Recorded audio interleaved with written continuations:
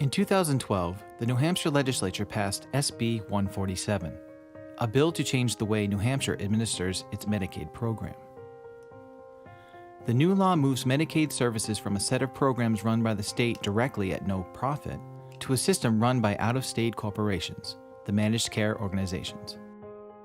We will be moving from a system that is bottom-up, where the users of the system are the primary decision makers, to a top-down system where out-of-state entities will make decisions without our advice or consent and pass them down to us. The Commissioner of the Department of Health and Human Services has chosen to include waivered services in this move to managed care. It is the inclusion of developmental disabilities and acquired brain disorders long-term supports that is most distressing. It just keeps me awake at night, scares me. I'm a person, I love change. That's been a lot of my job in my life, is to create change and change management. So it isn't the change, it's the unknown. And I think that's been the biggest issue, that it's not okay that no one can answer our questions. I've attended 2 meetings up in Concord. I mean, we went on and on and on, and it just drags on. And the problem is that we don't get any answers. All right? We're out there floating around on cloud 9, and we don't know what's happening. And nobody is giving us information. It's not okay if I don't know if area agencies will cease to exist. It's not okay. We don't know what will happen. The questions have been asked, but there's been no answers. So of course they're leery, they're confused, they're scared. We will be moving from a system where services are administered by nonprofit local area agencies, which are governed by volunteer boards of directors, mostly made up of individuals with disabilities and family members, to a system where services will be administered by out-of-state for-profit corporations, whose boards are comprised of investors being paid to guide their companies to even greater profits for their shareholders.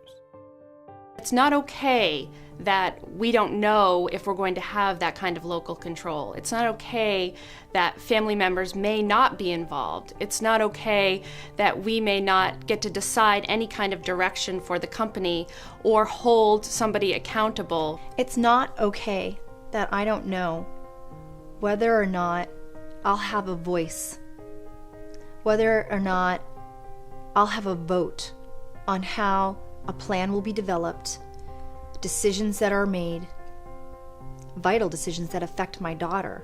Kind of the whole thing when you were applying for Medicaid, all of a sudden you just became a number, and people that we were trying to get in touch with, we never could.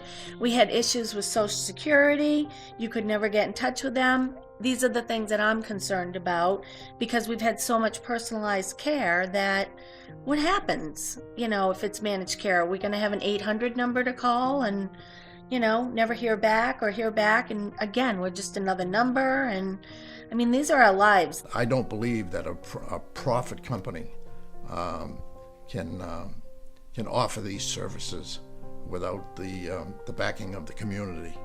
Choice, as we are used to defining it, will change. We are used to choosing from among all possibilities available within the bounds of human knowledge. Choice will now be defined as what or whom the 3 MCOs have decided we may choose from. And it's not okay that I don't know that the people who will be making these important decisions, vital decisions, on behalf of a very vulnerable population in our state, that they will have the type of experience, knowledge, training, understanding to be making the right decisions to ensure their welfare.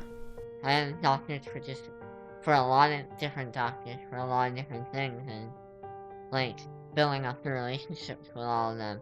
It'll be hard and scary knowing that I might not be able to go see them anymore. I might have to go somewhere else. It's not okay if I don't know who my coordinator is. It's not okay that I don't know if I will have support people to help me live on my own. He has a good, full, rich life, and that was my goal, and I think he's achieved it. And to think that managed care might come in and take that away after all the years we've really worked hard, it's not right. Yeah, I am concerned, because where will I go if I lose my services like Nora, I wouldn't be here. I would be in a group home or someplace. I am feeling scared because I might be in nursing home. It's not okay for me not to know whether or not the area agencies will really truly be given the opportunity to continue with their mission. Person-centered mission to provide the services that individuals with developmental disabilities, acquired brain disorders, to continue to help these individuals succeed and prosper, be connected with their communities, and, experience joyful employment, recreation. And this really is a civil right. And I hope our policymakers and I hope the decision makers for the managed care organizations really truly stop and consider that seriously. For more information on how Medicaid managed care could affect you and your family, please contact the legislative liaison at your local area agency, or contact Community Crossroads at www.communitycrossroadsnh.org, or call 603-893-1299 for help connecting with your area agency.